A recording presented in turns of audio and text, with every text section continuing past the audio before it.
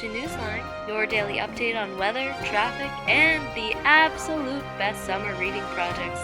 Today we're traveling from Carlisle, Pennsylvania to Mount Everest in Nepal. Stay tuned to learn more about the 1996 Mount Everest disaster.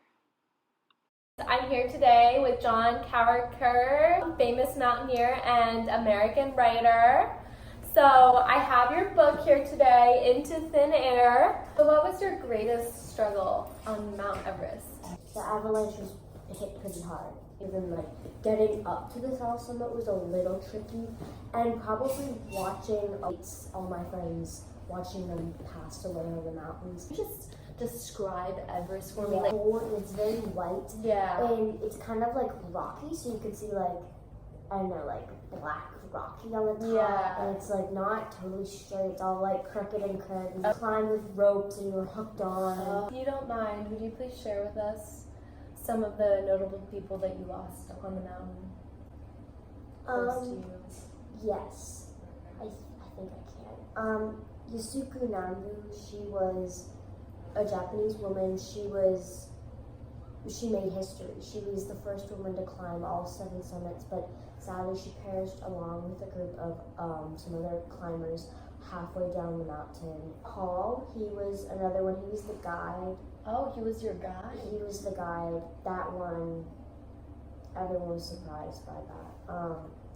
When I was coming down, I saw lots of perished people, and that was really hard. The cold does some weird stuff to the human body. One of the things that happen is that your body will get so cold and your brain will just freak out so much that you'll want to take off all your snow gear and have what's under yours, maybe long sleeve on the mountain. Yes, our guide who sadly perished on the trip, he saw, we found out he saw his friend Doug do it. It's still a little bit, it's very traumatizing. I do have PTSD from it. That's really brave of you to share here today. Could you just describe some of the people that you were hiking with? I know you mentioned some names earlier. Yes, Rob was very experienced. He was very experienced. Yasuko was very proud. She was like, I'm so ready to go conquer the 7th summit, first Japanese woman. Yeah, so she was excited to go. And Doug was nervous because this is his last time that he could climb Everest. And a fun fact, if you don't mind, all the people who have perished and passed away on Everest, their bodies still remain there. They never take them down. It's an honor to die on Everest. Well, I think that's all today. All right. Thank you for sharing your story. Thank you, John. For having me on.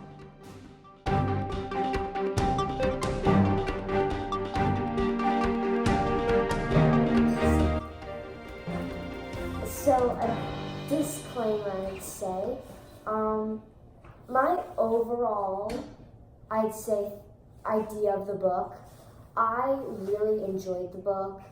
I've already seen the movie Everest before, which is based on the book, and since I saw the movie before I even knew there was a book, the movie, I guess it helped me understand the book more, because the book, it is an adult book. There were some swear words? Inappropriate words.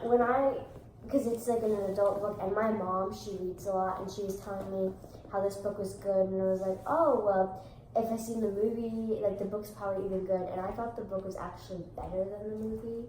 It really went in more depth, in more deep about it, and I think it was just told more.